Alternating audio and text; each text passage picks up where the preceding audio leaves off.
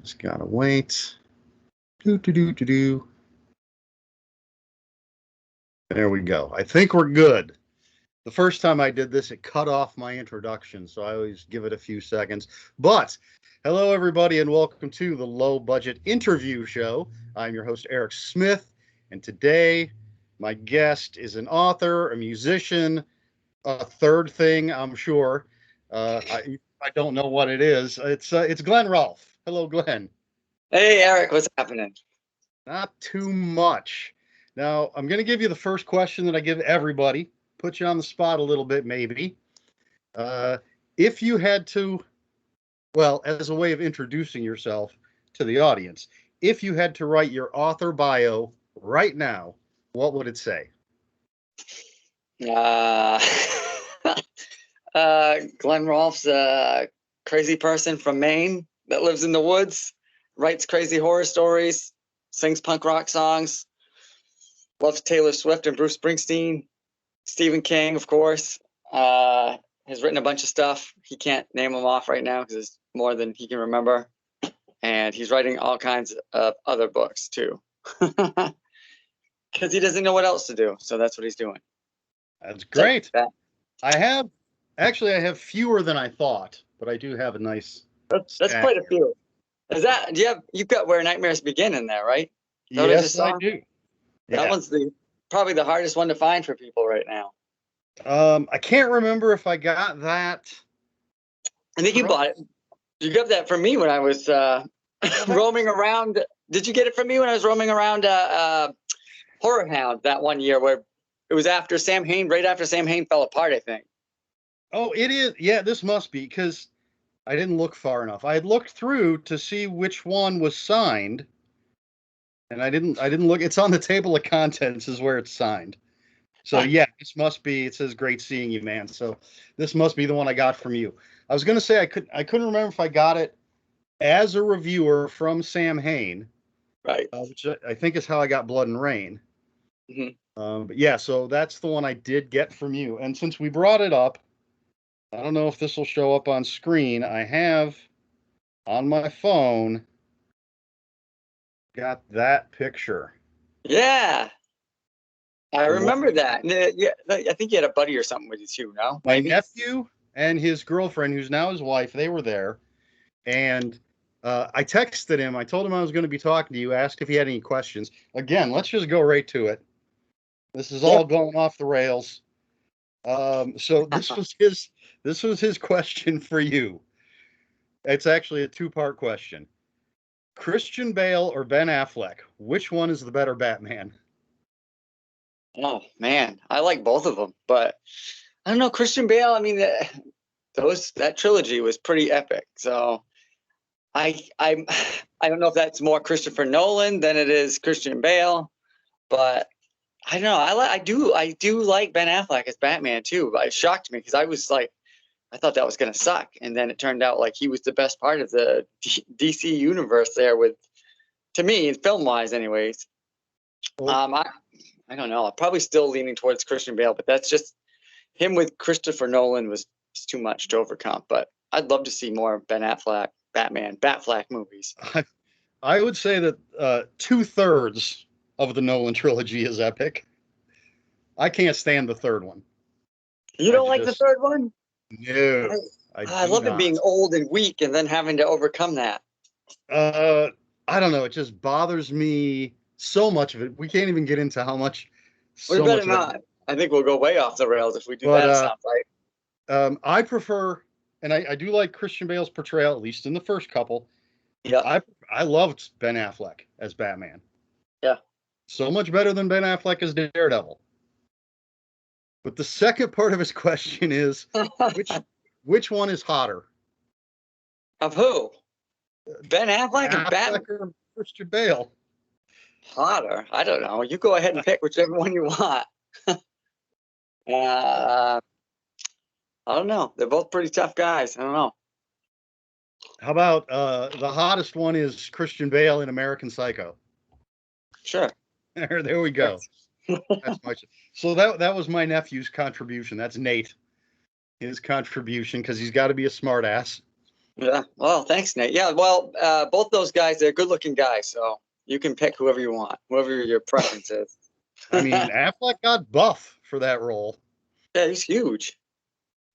Now, it doesn't look too bad out. I can see out your window there.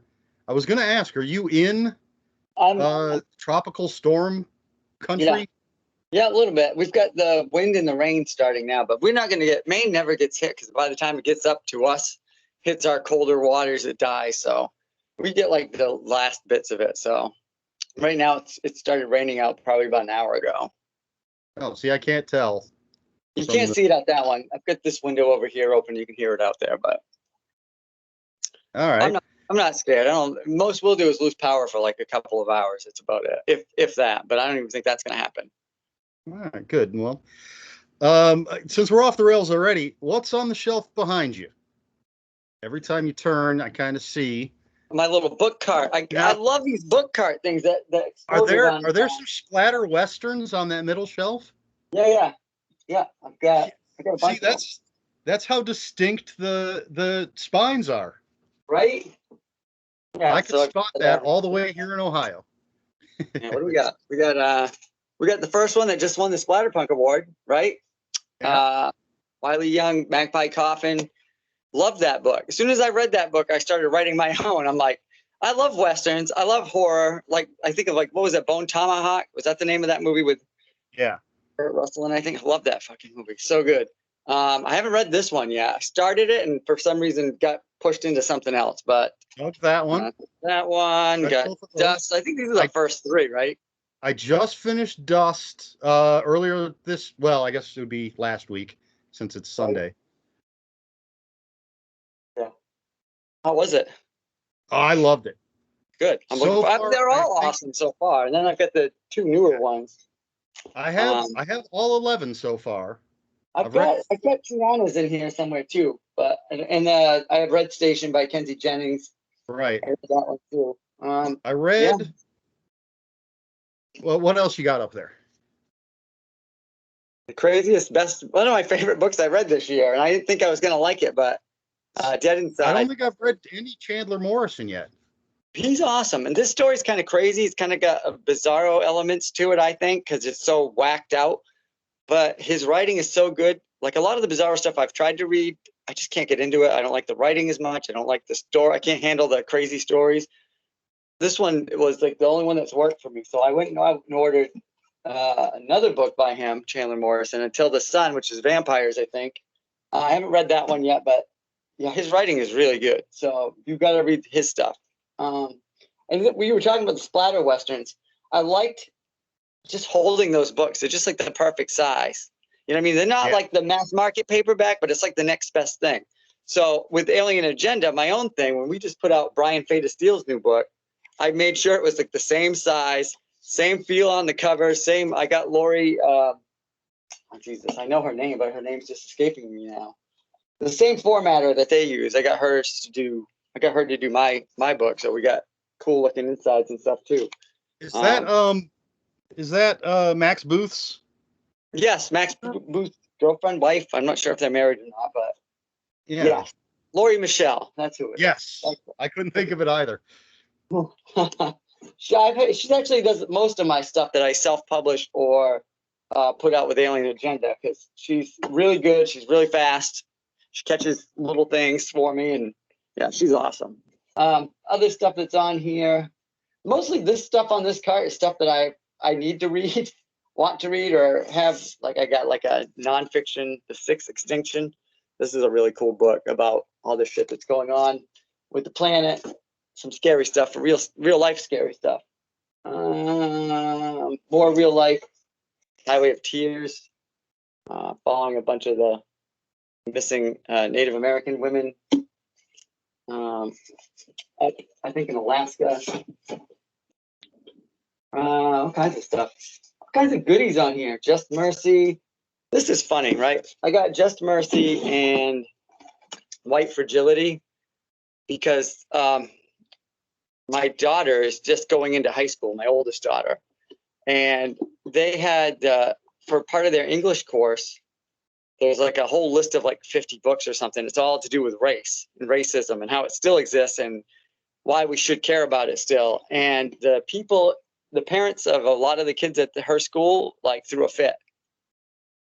But we live in Redneckville, so there's we still live in Redneckville, but yeah, so they kind of threw a fit. So I started buying a bunch of the books on the list to read, and maybe I'll share with her. I'll send them over to her house and she can read them. But yeah, of course, Stephen King. I just started this. I still have to pick that one up. I've only read a couple of pages of it, so I mean a couple chapters, but I need to get one of those. Oh, there you go. I need to read this one too. I was starting it and then got stopped.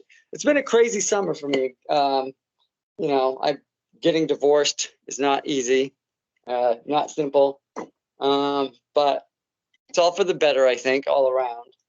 But that's kind of like one of the things that's threw a monkey wrench into this summer.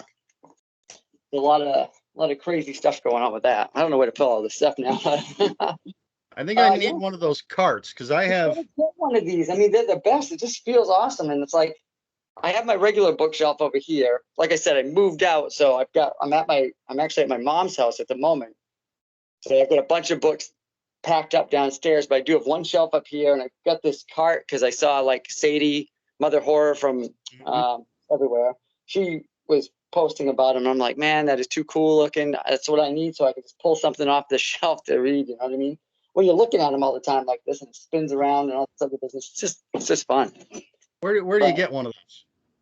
I got this one at Target.com. I ordered it, and well, it's like a 3-tiered utility cart or something is what it's put under. All of my shelves are full, and I have 1, 2, 3, 4, 5, 6, 7, 8, 9 stacks of books. Oh boy!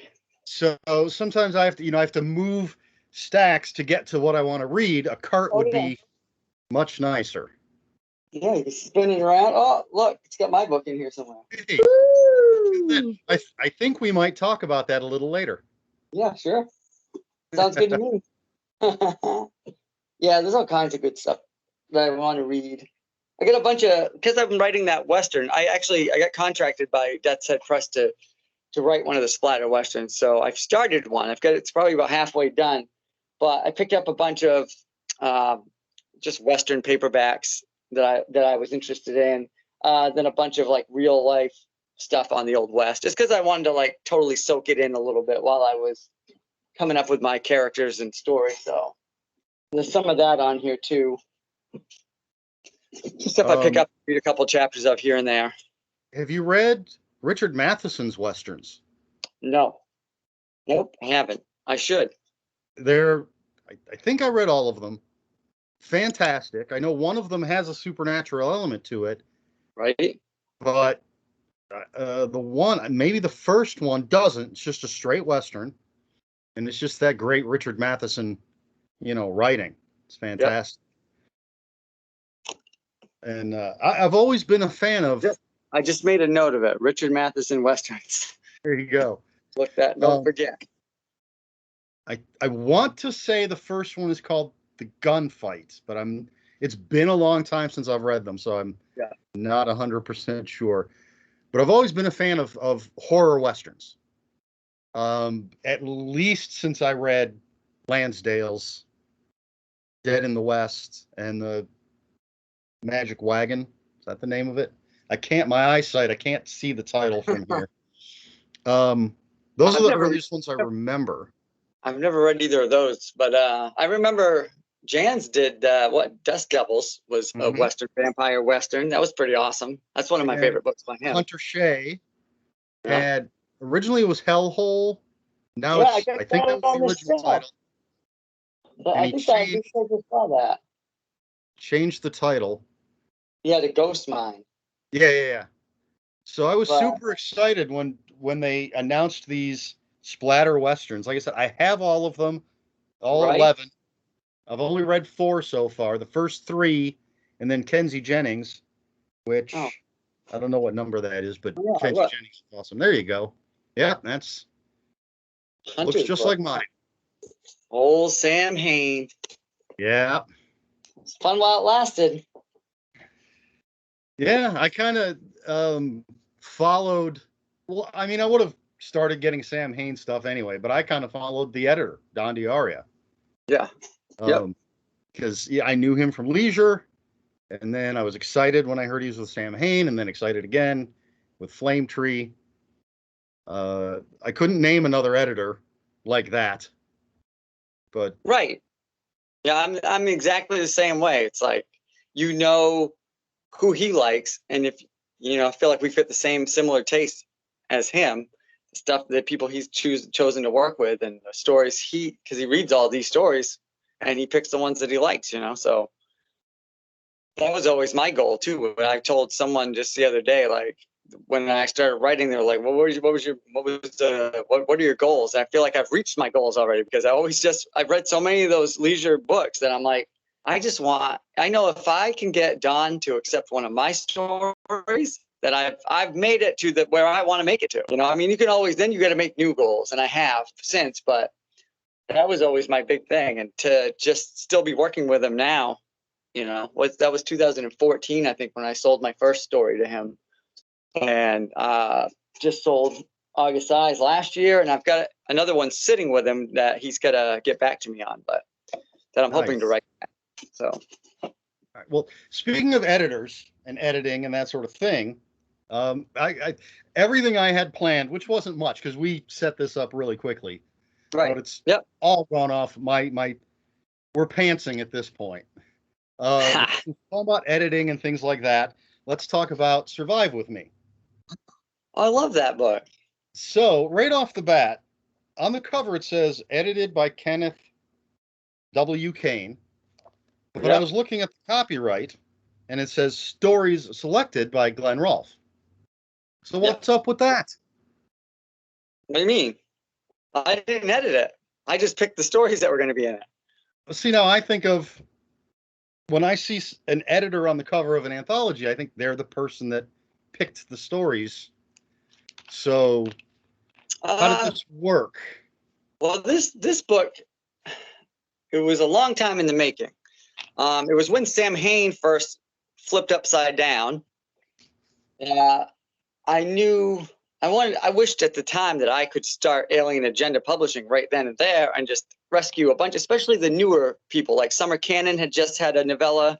Patrick Lacey had just had a novella published. Like, these were their first published works, as far as I know. I mean, bigger works anyways. I think they had short stories out there, and I knew how much it meant to me. And I'd only been with the company for like a year and a half or something at that time, maybe 2 years, year and a half, I think. But I was really invested and I was working with like the sales team and everything else with Sam Hain. It was pretty crazy, like how involved I got with those guys. But I just knew I wanted to rescue these guys and put their stories out there still, like give them a home. But they were good enough writers. They found homes anyway, so that didn't matter. And I didn't have the finances at all. I still don't really, but I didn't have the finances at all at that moment. So then I made a list of the authors I would love to have in a collection, in an anthology. I knew I wanted to put one together at some point. So I just started making a list back then, like 2016, end of 2016, beginning of 2017, whenever it was. And I made like a wish list. Of course, you try to get some of the bigger guys and then some of your buddies. And I reached out to people, and they were always like, when it was in its early stages, I had a lot of, yeah, I'd love to do something if it works out, whatever. It wasn't a charity anthology yet at that point. But the Survive With Me title was with me instantly. And I thought of like, we're going to survive this, the ship sinking, right, of Sam Hain. So that's where the title came. That's where the title came from. And if you look at it, yeah, it's got a lot of the Sam Hain authors are in there, a bunch that are on Flame Tree now. And even I got to reach out to Nate Kenyon, who is also from Maine. He lives in Massachusetts now, but he was a Leisure Books horror writer too. And he was always like, to me, was like the proof that I could do this. Like I can get a story to Don, because Nate was from pretty much where I'm from. I think he lived down the road from where I'm staying now, actually. And he made it, and he had like three or four books with Leisure. And so I reached out to him. We've kind of been friends since I met him at a convention in New Hampshire, like in 2013, I think. And we were talking about our neighborhoods up here and stuff, which was cool. Kind of kept in touch ever since then. Like he blurbed Blood and Rain when that came out. And when I reached out to ask him for the story, he was just like, "Oh man, I'd love to do something. I'll see if I can work something up for you." And he was actually kind of nervous, I think, like because he hadn't like written just a new short story for horror stuff in a while, I guess. And but I loved the story he gave us, so I just kept at him about it, and he gave it up. Love that book. So yeah, I mean, I picked the stories. I pretty much picked the authors first, and they sent me stories, and I think we only switched out like 2 stories. Pretty much what they sent, I loved what I got sent instantly. There was a couple people that I was hoping could make it in there, but timing didn't work out. Like Jans was totally into it, just didn't. He had so many projects going on, and still does. So he was a hard one, but he wanted to. He totally wanted to, and then same with Patrick Lacey and Aaron Dries too. I tried to get him in here, and they all wanted to. Just timing didn't work out for those guys. And I tried Owl going back, but I wanted to have some native voices in here, because it ended up going to the American Indian College Fund anyways. Over the past few years, I've really gotten into some of the things going on in those communities and the reservations and stuff. And I knew I wanted this anthology to help somebody, and I couldn't think of a better one because a lot of cancer ones are out there, a lot of abuse and all that stuff. And I just wanted to find something that maybe didn't get as much attention as I wanted it to. So that's how I ended up choosing the American Indian College Fund for the charity. And then everyone just donated the stories, which is cool too. It's an amazing lineup. I think I've read something previously from everyone in here except maybe Heather Herman. Oh, you got to read Consumption. Find Consumption. It's only an ebook though. Do you do any ebooks or just? I do. If it's the only way it's available, yeah. Because it got put on Hydra, I think, is a imprint of Random House or something, where they only were putting out, like Adam Caesar had a Mercy House. Right, Mercy House. That's one that I have. And you couldn't get them at the time. I don't know if he's since done a deal or something with them and get it in print or not, but I've never seen it in print. That's how I found her was through the. Well, I'll have to check that out. Consumption, yeah. Heather Herman, Consumption. Find it. It's very What's that? It's very Bentley Little. I felt like her voice in that book is very Bentley Little. There's a lot of strange but really cool things that happen in it. Well, I have to say I'm a new Bentley Little fan. Okay. Mainly because the first Bentley Little book I read years and years and years, I don't even remember how long ago, I didn't like. Right. So it was just recently, in the last couple of years, that I read The Bank. Okay. I haven't read that one yet. Picked that up and read it, and I really enjoyed it. So now I'm slowly building up my Bentley Little collection, reading more. And I may go back to that other one that I read and didn't like and try it again. Right. Because, sometimes you're in the wrong mood. Yeah, I had a book. The book that did that to me was Grady Hendrix's vampire book. I don't remember the title. Southern Book Club. Yeah, Book Club. The book. I can never remember the actual title. When I started reading that, I had the ebook. I started reading it, and I just couldn't get into it. But I just think I was in the completely wrong headspace, because like 6 months later or something, I picked up the the hardcover at Barnes & Noble. And as soon as I started reading it, I'm like, this is fucking great. And I read the whole thing. Like usually I'm reading a bunch of books at once. I put all the other books aside and just read that whole book and just loved every second of it. So it's just like, sometimes you're just not in the right place to read something. The one that comes to mind for me, for decades, literally decades, I've been telling people that Pet Cemetery is the second most boring book I have ever Ah! read. I read it in the late 80s, and I thought it was boring. And I've been Oh telling you, no. second most boring book I've ever read. Last year, I reread it, and I absolutely loved it. I did not want to put it down. I just wanted to keep going. It was Mhm. fantastic. So there Love it. just obviously there was just something, my mindset or something at the time that just it didn't click. And I think sometimes it has to do with where you're at in life too. I mean, what you've experienced, like whether you can read a certain book. Like the one that comes to mind for King for me would be like Bag of Bones.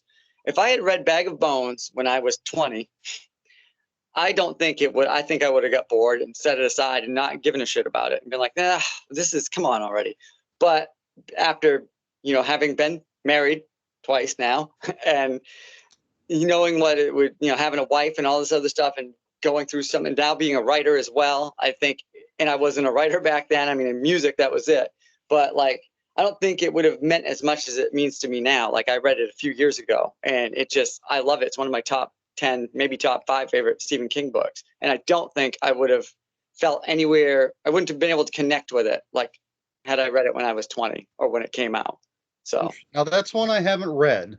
There's a big gap of Stephen King that I have to fill in. yeah. Uh, because after Misery, I was not getting it. I tried Gerald's Game, couldn't get into it. Tried The Dark Half, couldn't get into it. And I just stopped reading King until someone recommended Doomakey. Okay. I read that. I thought it was fine. Wasn't bad. I wasn't blown away by it. Then I read Under the Dome, which I loved. Um, and now I've been buying with The Outsider. Since The Outsider, I've been getting everything since Yeah. then as it comes out and going back and filling in the gaps of the things I didn't read. And I didn't read everything up to Misery. There are some gaps there as well because like I just bought it for the first time ever. I've never owned a copy of it, and I've never read it. I actually it's a beat up paperback, but I'm very excited to see if I can actually. I have a picture of it here somewhere because I'm not going to go over to the shelf. Well, I haven't even read that whole book. I'm like 500 pages into it right now, so I think about halfway. Yeah, nice. That's the one I always remember seeing as a kid, like everywhere was that copy. Well, I've been trying with the old stuff. I'm trying to get like the oldest covers. Yeah. Or at least the coolest, the ones that I remember, like The Stand, which I just read for the first time. Oh, love it. Early last year. For some reason, it felt like perfect time to read it. it felt like the time to read it. But I got the one with the cover that has the guy's face and the crow or raven, the bird. It's like a real dark cover because that's the one growing up. I always remember my neighbor had it on the table when she was reading it. And so yeah, I wanted that copy of it because it's easy to find. They have 2 different copies at Walmart since the movies came out, the new ones. But I wanted this. So I'm actually trying to read a whole bunch of stuff and getting a bunch of reviews under my belt to post on YouTube so I can take the time to read it because I know it's going to take a while. Yeah. But I don't know how we got on this. That's fine. My rolling cart of books. It's got all Yes. kinds of topics on there to mess with. I think Doomakey is right here. I've got a copy of Doomakey. Well, we're talking about old Stephen King books. I mean, let me see if I can pull these out of here. There's this really cool company. I don't even remember what it is, but they've made these new covers of like, I think they're English. I think they're from England. I don't know, but this is the one of Christine. It's really fat, but the writing's really big on the inside. So, Christine, I've got more than these 2, but I got Bag of Bones. I like really that cool. cover for Bag of Bones. I like the style of these. I think it was what is it? Michael Patrick Hicks? Is that his name?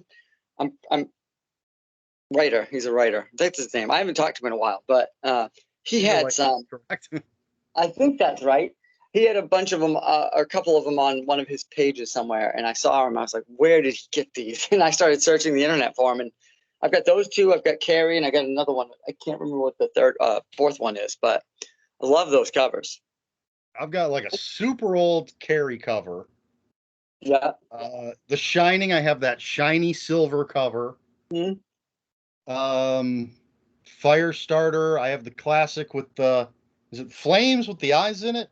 Yeah, I've got that one too. I got the ones with, I've got that, Cujo, and the Dead Zone from that era with, it's just like those real simple covers. That's the stuff I've been looking for. I just picked up Desperation, which I've never read.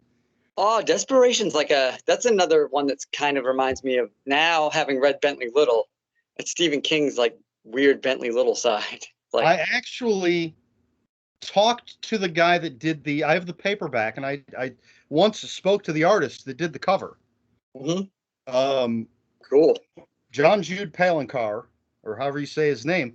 He's from Ohio, and he did a bunch of H.P. Lovecraft covers for some trade paperback size Lovecraft that must have come out in the mid 90s, excuse me.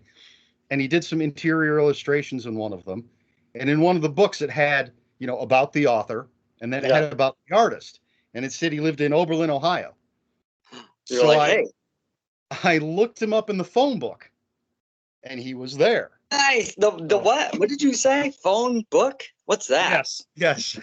For younger viewers. So I called him, and I asked if he had prints for sale. He'd done tons of covers of books that I'd read. Right. I asked him if he had prints for sale, if he had a gallery. We ended up talking for about an hour and a half, and he told me about he was working on the covers for Desperation and The Regulators, and talked about having the manuscript from Stephen King, talked about his process, his wife, because he's super busy, so some books his wife would read and make notes about images or scenes from the book that she thought would make good cover fodder, for lack of a better term. So he'd go and read those sections and see if that would work. It was really, really cool to talk to that guy. So I guess technically that might have been my first interview ever, even though I was just talking to some guy I randomly called on the phone. That was while he was working on Desperation? Yeah. That's a while ago. That was like the 90s. That was like the late 90s or something, right? Like 97, 98, something like that. Oh, yeah, 90s. I think I said 90s because I remember I was working at a picture framing shop, and that was in the 90s. So yeah, that's literally what he was working on. But he had done a bunch of Tanya Huff. You remember Tanya Huff? I don't know if she's still writing. She had a series, sort of a what do you call it? Urban, like the Dresden Files kind of stuff. I can't think of the term, but he did a bunch of her covers. The series was turned into a TV show. I can't remember what the hell it was called. It's about a detective who discovers the supernatural, and then she ends up, Urban Fantasy? Urban Fantasy. Thank you. I was like, urban something. What's it called? He actually spoiled one of the books for me because I'd only read 2 in the series. And he's like, oh, yeah. And in book 3, when this happens, I was like, wait, whoa, I haven't read that yet. You couldn't have said spoiler alert because they didn't have that yet. Yeah. So he did a bunch of Tanya Huff covers. He's done science fiction, fantasy. Like I said, these great H.P. Lovecraft covers. And it was just wild. He was in the phone book. But that's crazy. He did Regulators and Desperation, the paperback covers. Cool. And so I've never read Desperation or the Regulators. I have that now. But a lot of catching up for me with Stephen King. I liked those two. I think I read Regulators a few years after, but they're connected. And yet I loved Desperation. That was one of my first King books that I read. Well, because I didn't start reading horror until like I was 17, I think 17 or 18. Really? Yeah. I mean, I What got wasn't reading anything. I was reading heavy okay. metal magazines. I was reading Metal Edge every month. That was it.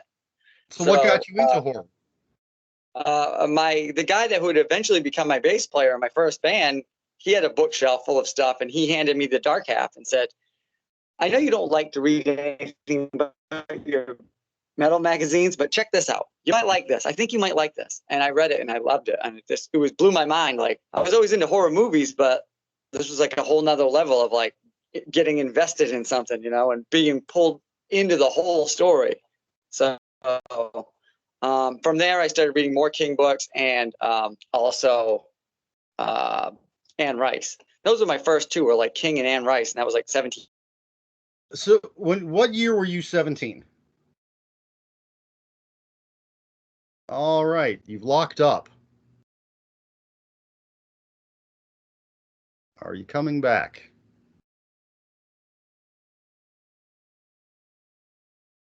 Oh no. All right, we're going to give it a second and see if Glenn comes back. Maybe he lost power. Let's see if I can contact him.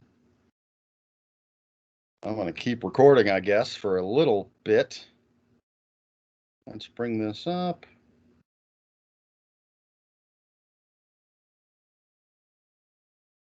All right.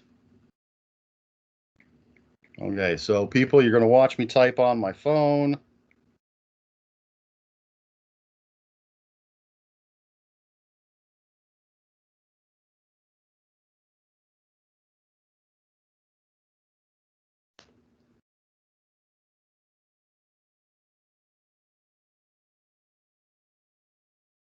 And I may have to end this call. So this will be part one of my Glenn Rolfe interview. And then we'll see what happens. All right, I'm getting a response on the phone.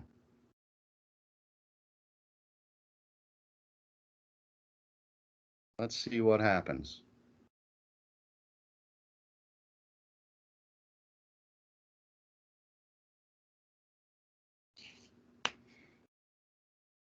Waiting. That little three dots are moving. So hopefully he's typing.